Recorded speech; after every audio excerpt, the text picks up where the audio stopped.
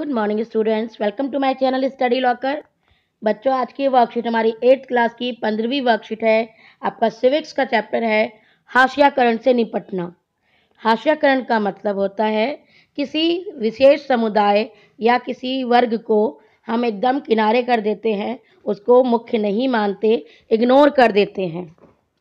तो ऐसे में जो इग्नोर्ड जाति है या ऐसा वर्ग जिसको बहुत निम्न समझ लिया गया है, उनके लिए क्या कानून प्रावधान क्या है, ये आज हम पढ़ने वाले हैं। इससे पहले मैं आपको एक रत्नम नाम के बच्चे की स्टोरी सुनाना चाहूँगी, जो कि आपकी बुक में भी दी गई है। रत्नम नाम का एक बच्चा है जो कि जकमालगुर नामक गांव में रहता है। वहाँ पर एक बड़ा सा त्यौहार है जिसकी तैयारी करने में सभी लोग लगे हुए हैं। 20 गांव के पुजारियों को इकट्ठा किया गया है और क्योंकि रत्नम दलित परिवार से है तो इस बार रत्नम के परिवार की बारी है। इसमें इनको एक रस्म अदा करनी है। वो रस्म अदा क्या करनी है कि इसमें सबके जो पुजारी हैं उनके पैरों को धोना होता है, दलित समुदाय के एक व्यक्ति को, और उस पानी से वो लोग नहाते हैं। ये जो प्रथा थी बहुत ही कुकृत प्रथा कह सकते हो आप इसे, बहुत ही अपमानित करने वाली प्रथा थी। रत्नम जो कि इंजीनियरिंग कर रहा है, उसने इस रस्म को निभाने से मना कर दिया। यहाँ तक कि जो रत्नम के आसपास के लोग थे, जो उसके खुद की जाति के लोग थे, वो भी रत्नम का सपोर्ट नहीं कर रहे थे क्योंकि वो डरे हुए थे। तो ऐसी स्थिति में क्या होता है कि सभी लोग, पूरे गांव के लोग उसके खिलाफ हो जाते हैं। कहते हैं तुम देवता के काम में विघ्न डाल रहे हो तो तुम्हारे साथ बुरा होगा। तो रत्नम कहता है कि हमें तो देवता के पास पहुंचने ही नहीं दिया जाता, मंदिर में जाने ही नहीं दिया जाता, तुम उस पर क्रोधित क्यों होंगे। और रत्नम जो है इस रस्म को नहीं निभाता और ऐसे में उनके जो है सभी आसपास के गांव के लोगों ने उनके घर में रात में आग लगा देते। किसी तरह वो बच के भाग जाता है और उसके बाद वो अधिनियम 1989 के द्वारा उन लोगों के ऊपर केस करता है। उसको जो है सपोर्ट मिलता है केस के कारण, लेकिन वहाँ के आसपास के जाति के लोग जो है, उसके खुद के जाति के लोग भी उसका बहिष्कार कर देते हैं। तो बच्चों, सिर्फ जो हमारे जितने भी अधिकार हैं उनको जानना बहुत ज़रूरी है, उनका इस्तेमाल करना ज़रूरी है, लेकिन इससे ज़्यादा ज़रूरी है उसको समझना। अगर रत्नम के खुद के जो है जाति के लोग उसका सपोर्ट नहीं कर रहे तो दूसरी जाति के लोग सपोर्ट कैसे कर पाएंगे। तो ऐसी स्थिति में डरना नहीं है और अपने अधिकारों का जो है उपयोग करना है। अनुसूचित जाति एवं अनुसूचित जनजाति के अधिकारों की रक्षा। हमारे देश में हाशियाई समुदाय के लोगों को भेदभाव और शोषण से बचाने के लिए सरकारी नीतियों के अलावा कई कानून भी बनाए गए हैं, जिनमें से कुछ ऐसे कानून हैं जिससे कि उनके अधिकारों की रक्षा होती है। उसमें से हमारा एक कानून आता है 1989 नवासी का कानून, जो कि अत्याचार निवारण है। मतलब कि अनुसूचित जाति और अनुसूचित जनजाति के ऊपर अगर कोई भी अत्याचार करता है तो उसके ऊपर कानून लगाया जाएगा, उसको सजा दी जाएगी इस कानून के जरिए। देखते हैं भाई इसमें क्या क्या सजा, किस किस चीज के ऊपर रोक लगाई गई है। अनुसूचित जाति अनुसूचित जनजाति का किसी व्यक्ति को कोई गंदा पदार्थ खाने पीने के लिए विवश करने पर सजा का प्रावधान है। भाई क्यों विवश कर रहे हो किसी को खराब चीज खाने पर, तो अगर करते हो तो आपको सजा मिलेगी। अनुसूचित जाति अनुसूचित जनजाति के किसी भी व्यक्ति को निवस्त्र करके घुमाना या उसके चेहरे पर रंग लगाना या कोई भी ऐसा कृत्य करना जिससे मानवीय प्रतिष्ठा को ठेस पहुंचे, इस पर सजा का प्रावधान है। भाई किसी के साथ भी इस तरीके का व्यवहार करना गलत है और अगर आप करेंगे तो आपको सजा मिलेगी। और किसके जरिए? अधिनियम 1989 के जरिए। अनुसूचित जाति जनजाति के किसी भी व्यक्ति के नाम पर आवंटित की गई जमीन पर कोई भी कब्जा करता है तो उसे सजा का प्रावधान है। भाई किसी की जमीन पे आप कब्जा करोगे तो सजा तो मिलनी है ही। अनुसूचित जाति या अनुसूचित जनजाति की किसी महिला को अपमानित करने के लिए उस पर हमला करने या उसके साथ जबरदस्ती करने पर सजा का प्रावधान है।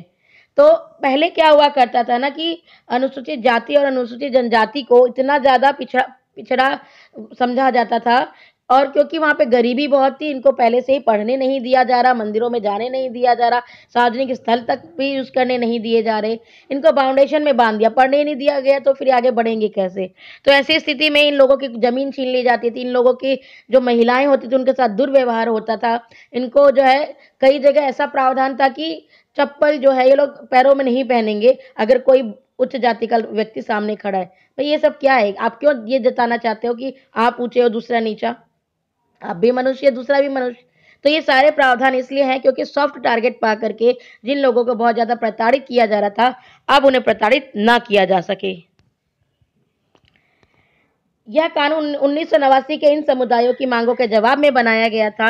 इस कानून में शारीरिक रूप से खौफनाक और नैतिक रूप से निंदनीय अपमान के स्वरूपों में फर्क कर सूची दी गई है। इसका मकसद दोषी लोगों को कानून के समक्ष लाना था। मतलब कि भाई जो भी इस तरीके का बिहेव कर रहा है उनको कानून के समक्ष लाना है, उन्हें सजा दिलवाना है। देखते हैं भाई आदिवासियों की मांग क्या थी, क्या क्या प्रॉब्लम आ रही थी जिसके कारण अधिनियम बना।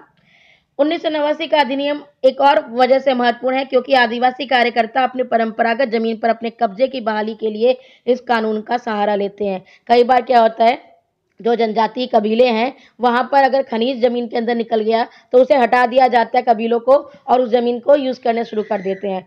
तो ऐसे में क्या होता है, उन्हें वहां से जाना पड़ता है। तो कुछ कानून ऐसे बनाए गए हैं जिससे कि उन्हें वहां से जबरन हटाया ना जा सके और वो अपनी संस्कृति का पालन करते हुए अपना विकास कर सके। संवैधानिक रूप से आदिवासियों की जमीन को किसी गैर आदिवासी व्यक्ति को नहीं बेचा जा सकता। ऐसा जहां ऐसा हुआ है वहां संविधान की गरिमा बनाए रखने के लिए उन्हें उनकी जमीन वापस मिलनी चाहिए। क्या बात है कि भाई बाहर का व्यक्ति यहाँ की जमीन नहीं खरीदेगा, क्योंकि बाहर के व्यक्ति यहाँ की जमीन खरीद खरीद के यहाँ के लोगों को हटा के यहाँ पर जो है अपना आधिपत्य बनाने लग जाते हैं। इसमें क्या हुआ, उनकी संस्कृति खराब हुई, उनका संस्कृति उनका रहन सहन प्रभावित होता है।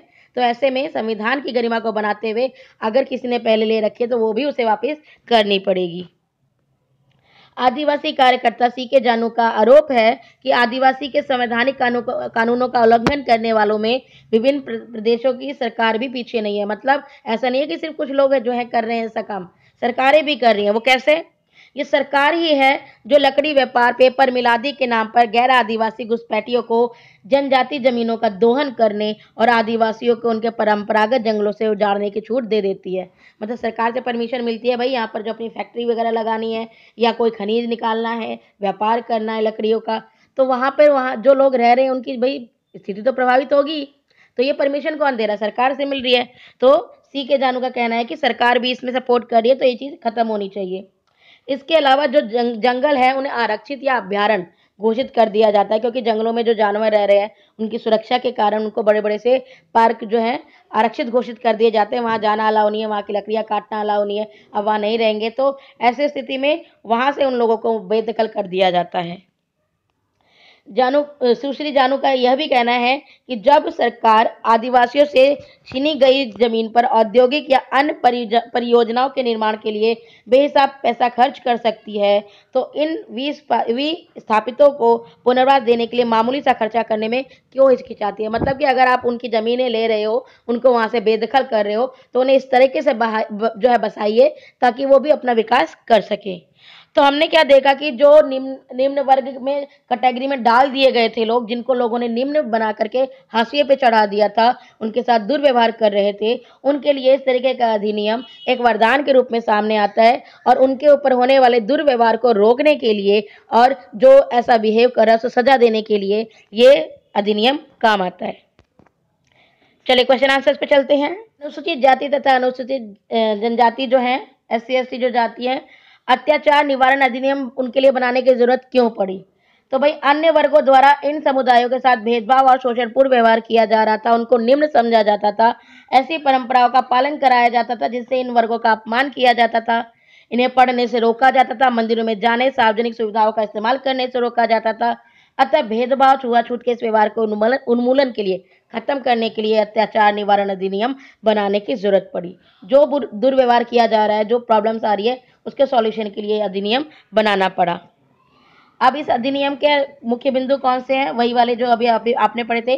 गंदा पदार्थ आप नहीं जो है उसे खिला सकते, और जो है इनके चेहरे पर रंग नहीं लगा सकते, कोई ऐसा कृत्य नहीं कर सकते कि इनकी मानवीय प्रतिष्ठा को ठेस पहुंचे। किसी और की जो जमीन है उसको कोई और व्यक्ति नहीं ले सकता है, और जो महिलाएं हैं इस समुदाय की, उनके ऊपर आप जो है हमला नहीं कर सकते, जबरदस्ती नहीं कर सकते।